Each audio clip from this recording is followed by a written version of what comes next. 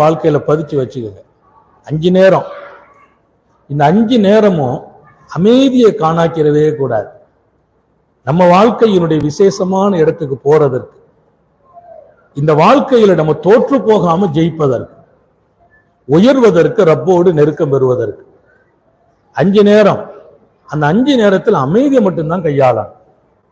அவசரப்படுறதோ, உணர்ச்சிவசப்படுறதோ, வேகப்படுறதோ எல்லாத்தையும் மௌத்தாக்கிறோம். அல்லாஹ் எல்லாருக்கும் தௌபி செய்வானா.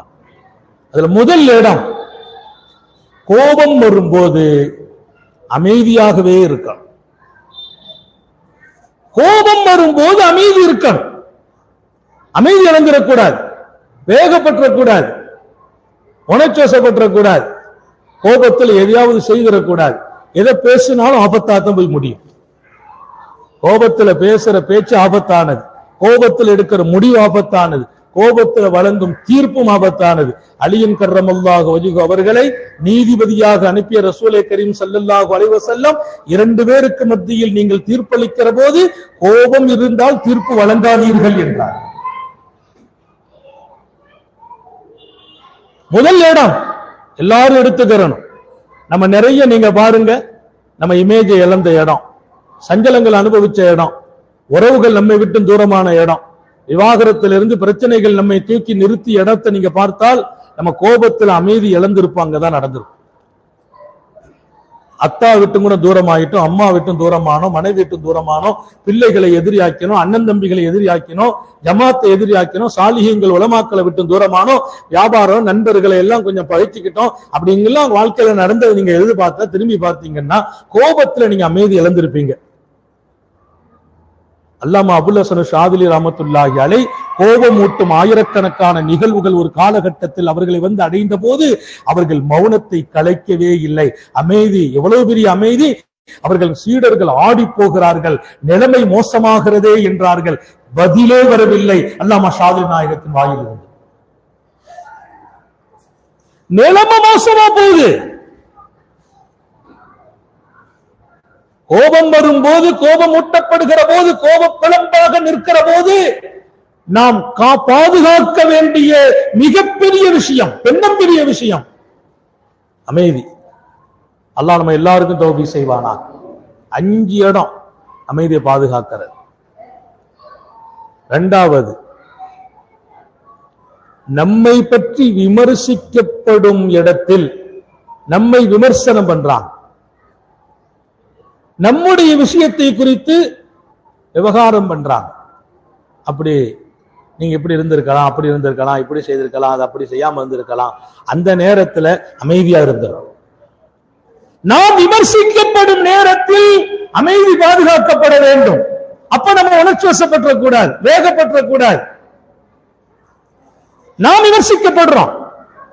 இன்னைக்கெல்லாம் நீங்க யோசிச்சு பாருங்க, நம்ம யாராவது விமர்சிச்சுட்டாங்கன்னா அவர் ஒரு பேச்சு பேசுறோம், நம்ம 10 பேச்சு பேசுறோம்.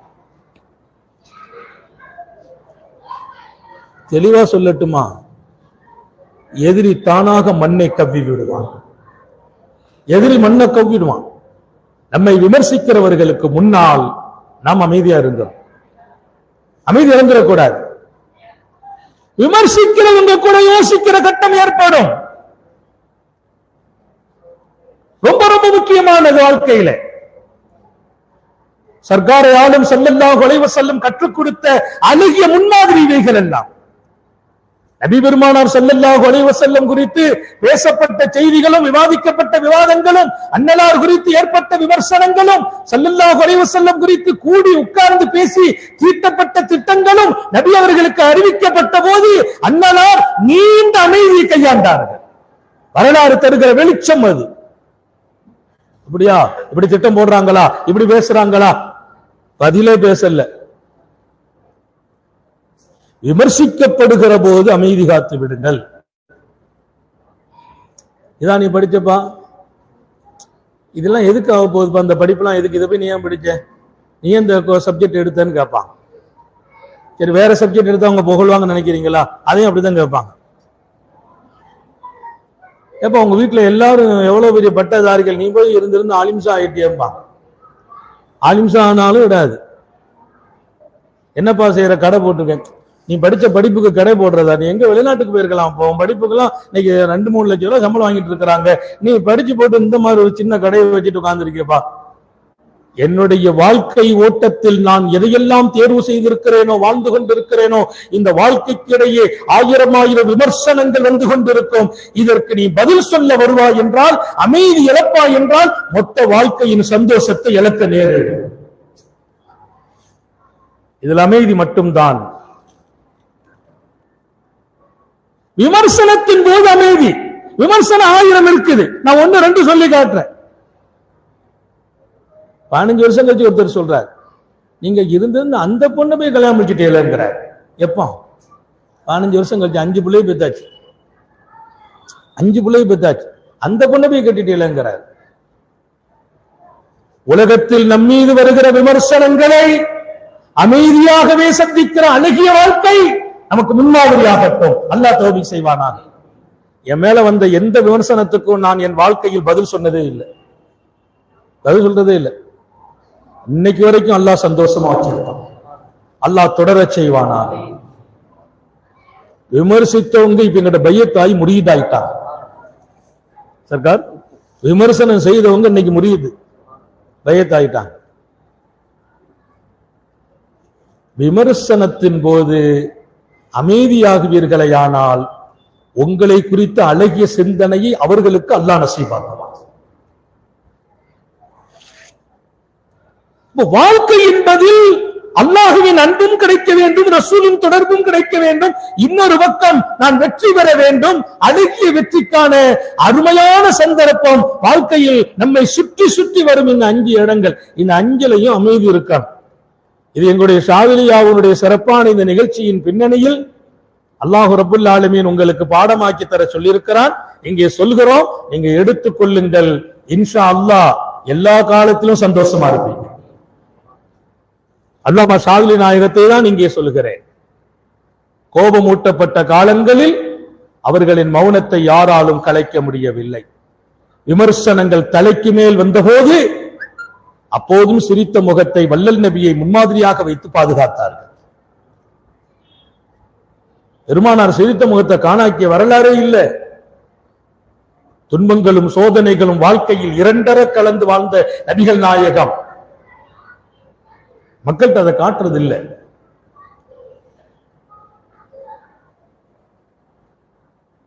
இங்கே நாம் கடைபிடிக்க வேண்டும். 3வது இடம், நமக்கு பிடிக்காதவர்களை பற்றி நம்மிடத்தில் வந்து சொல்லப்படும் போது, நல்லா கவனிச்சுக்கங்க, நமக்கு பிடிக்காதவர்களை பற்றி நம்மிடத்தில் வந்து சொல்லப்படுகிற போது அமைதியாகவே இருக்க வேண்டும். நமக்கு பிடிக்காதவங்க அவங்கள பற்றி நம்மள்ட்ட சொல்லுவாங்க. விஷயம் தெரியுமா, இன்னைக்கு அவர் அப்படி, அவர் இப்படி, அவங்களுக்கு தெரியும் இவருக்கும் பிடிக்காதுன்னு. சொல்றவருக்கு 1000 நோக்கத்தோடு தான் வந்து சொல்லிட்டு இருப்பார். அவருக்கு நிறைய எதிர்பார்ப்பு இருக்கும் நம்ம நாவிலிருந்து வரக்கூடிய வார்த்தையின் பேரில. உங்களுக்கு பிடிக்காதவர்கள் குறித்து உங்களிடத்தில் யாரேனும் வந்து பேசுவார்களேயானால் அந்த பேச்சை நீங்கள் கேட்பதில் அமைதியை மாத்திரமே கையாள வேண்டும். பதில் சொல்லாதீர்கள், ஆம் என்று அசைய காட்டாதீர்கள். இல்ல அப்படி இல்லப்பா, அவன் இன்னும் மோசமானவன், இப்படி நம்மை பேச வைத்து விடும். அங்கே ரப்பின் அன்பை கூட இழக்கும் நிலை ஏற்படும். 3வது இடம், ஞாபகம் வையுங்கள், நமக்கு பிடிக்காதவர்கள் குறித்து நம்மிடத்தில் பேசப்பட்டால்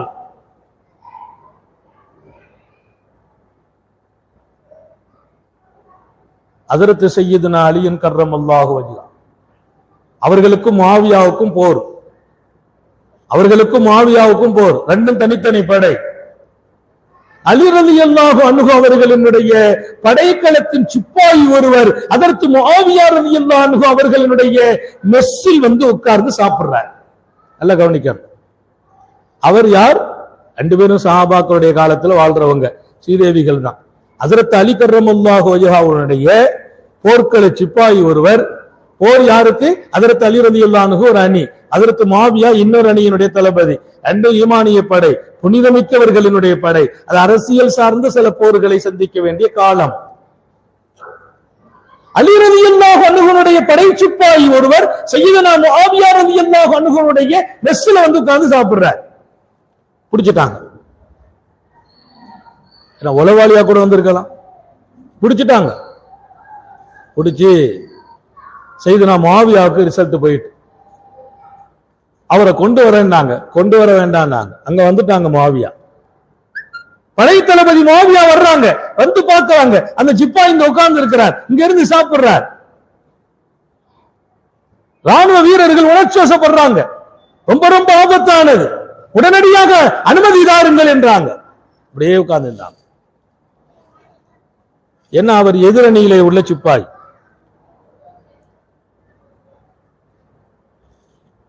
நமக்கு பிடிக்காதவர்களிடத்தில் இருந்து வந்திருக்கிறார். அவர் குறித்து இப்ப பேசப்படுற போது பதிலே சொல்லல, அமைதியா இருக்கிறாங்க. இங்க ராணுவ வீரர்கள் எல்லாம் கொந்தளிச்சு போய் நிக்கிறாங்க. தூக்கல போட்டுருணுங்கிறாங்க. அவரை பிடிச்சு விசாரிப்போங்கிறாங்க.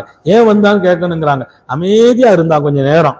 அமைதி கொஞ்ச நேரம் கழிக்கிற வரைக்கும் ராணுவம் எல்லாம் அமைதி ஆகிட்டு அதுக்கு பின்னால கூப்பிட்டு அவரை கூப்பிட்டாங்க. அப்பா என்னப்பா சாப்பாடுலாம் எப்படின்னு கேட்டாங்க. நம்ம மெஸ் உனக்கு பிடிச்சிருக்கான்னு கேட்டான். நல்லா இருக்குது. சரி, நீ அங்கேயே இருக்கிற, இங்கேயே வந்து சாப்பிடுறேன்னு கேட்டாங்க. இல்ல, அவங்க கொள்கை பிடிச்சிருந்துச்சு, அதனால அவங்க கூட நான் போருக்கு வந்தேன். உங்க சாப்பாடு ருசியா இருக்கு, இங்க வந்து சாப்பிட்டேன். அங்க சாப்பாடு சரியில்லை. அலி ரலியல்லாஹு அன்ஹு அவ்வளவு வசதி வாய்ப்புலாம் இல்ல. அலி ரலியல்லாஹு அன்ஹுவுடைய மெஸ்ல சாப்பாடு சுமாரா இருக்குது, இங்க சாப்பாடு ரொம்ப ஜோரா இருக்குது, அதனால இங்க சாப்பிட வந்தேன்.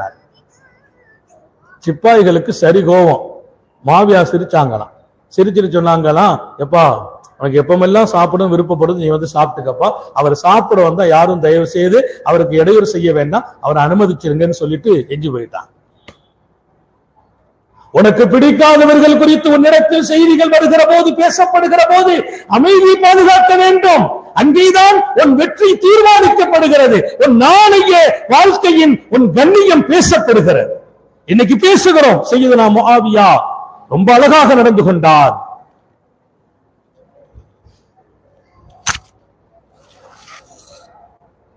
நம்ம அமைதியா இருக்கிற தவறுன இடம் எல்லாரும் நிறைய பேர் யோசிப்போம். ஆமா, அது இந்த 3 இடத்துல நாங்க அமைதியாலாம் இருந்தது இல்லை. நம்ம அமைதியை காணாக்கிய இடங்கள் இவைகள் எல்லாம். எனக்கு நேரம் ஹலீஃபா சர்க்கார் தந்துட்டாங்க. அந்த டயத்துல முடிச்சுக்கிடுவேன் இன்ஷா அல்லாஹ். நேரம்லாம் எப்படின்னா, நான் நிறைய கூட்டத்தில் சொல்ற மாதிரி உங்க முகம் இன்னும் பிரகாசமா இருக்குது, உங்க கவனம் பூரா அங்க இருக்குது. இந்த கவனம் இருக்கிற வரைக்கும் தொடரும். அதே சமயம் அதரத்துடைய டைம் வந்ததோட முடிச்சிருவோம். அது டைம் சொல்லியிருக்கிறாங்க. அதற்கு பேச்சு முடிக்கிற மாதிரி போகலையே பாணி, இன்னும் எவ்வளவு நேரம் ஆகும் நீங்க பயப்பட வேண்டியது இல்லை. டைம் வரும்போது அப்படியே வாக்குறது ஆவானாதான், அதெல்லாம் ஒண்ணும் இல்லை. கலீஃபா பேச சொன்னா எனக்கு பயமா இருக்கு. அவங்க உத்தரவை நாங்க மீறுறது இல்லை. அழைப்பு கொடுத்தாங்க, ஓகேன்னா அதற்கு ஒரு பக்கம், இன்னொரு பக்கம் நம்முடைய உஸ்தாது பெருந்தகை, அதுக்கு அடுத்து புத்தானத்தின் இருக்கிற ஒரு தனிப்பெரிய பிரியம். உண்மையிலேயே இங்க நிறைய நம்ம பிள்ளைங்க இருக்கிறாங்க, என்னோட ஓதுன அம்சபுக்கள் இருக்கிறாங்க. சண்டைக்குரியவர்களே, அப்போ நம்மிடத்துல நமக்கு பிடிக்காதவங்கள் குறித்து பேசப்படுமையானால் அப்போது மௌனம் காக்க வேண்டும்.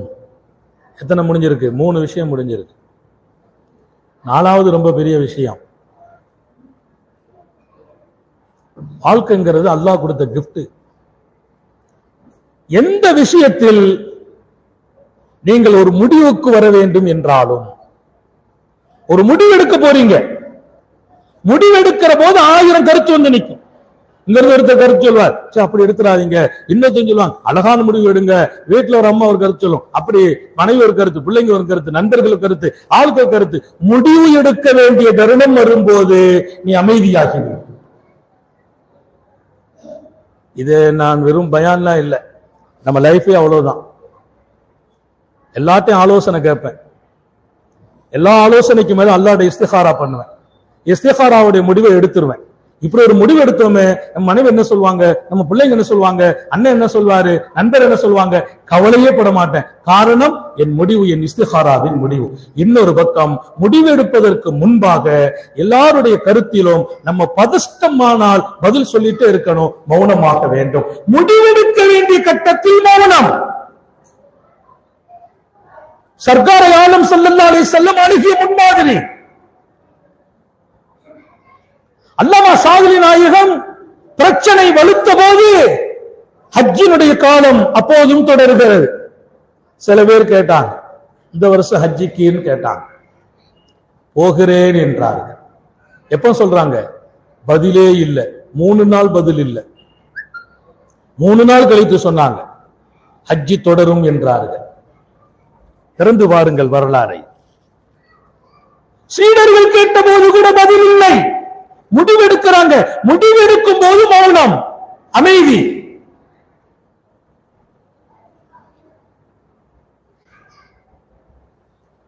அப்போ சில நேரங்கள்ல முடிவெடுக்கிற போது குழப்பம் வந்துடும்.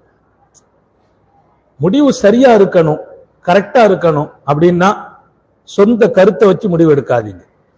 மனசு சொல்றதை கேட்டு முடிவெடுக்காதீங்க. நம்ம மனசு சொல்றதெல்லாம் கேட்டு முடிவெடுக்க கூடாது. அது கொஞ்ச நேரம் மௌனம், அமைதியானால் அழகான முடிவு ஃபைசலாவாயிடும். அதுக்கு முன்னால இஸ்திகாரா நான் சொன்ன மாதிரி அல்லாஹ்ட்ட கேட்டோம். சொந்தமா எடுக்கிற முடிவு நிறைய நேரங்களில் நஷ்டமா போய் தான் முடிஞ்சிருக்கு. அல்லாஹ் உங்களையும் என்னையும் பாதுகாப்பானா. அப்ப முடிவெடுப்பதற்கு முன்பு அமைதிங்கிறது ஒரு 10 நிமிஷம் தனிக்கணுங்கிறான். அப்படி எஞ்சி போயிடணும். ஷாஹில் நாயகம் 3 நாள் அமைதியா இருந்தாங்க. ரசூலுல்லாஹ்வுடைய வாழ்க்கை இது பூரா நான் அப்படியே ஒப்பிட்டு பார்த்தேன். அல்லாமா ஷாஹில் நாயகத்திட்ட அப்படியே இருக்குது வாழ்க்கை பூரா. இன்றைக்கு ஒரு பெரிய உலகம் அவர்களை பின்பற்றுகிறது என்று சொன்னால் கிட்டத்தட்ட அவர்கள் இந்த மண்ணை விட்டு மறைந்த 1000 ஆண்டுகளாக போகிறது. இன்னும் அவர்களுக்கு பின்னால் ஒரு பெரிய ஜமாத் குக்கிராமங்களில் இருந்து அவர்கள் சொல்லிக் கொடுத்த திக்ரை செய்கிறார்கள் என்றால் எவ்வளவு பெரிய அங்கீகாரம் அல்லாஹ்விடத்தில் பெற்றிருக்கிறார்கள்.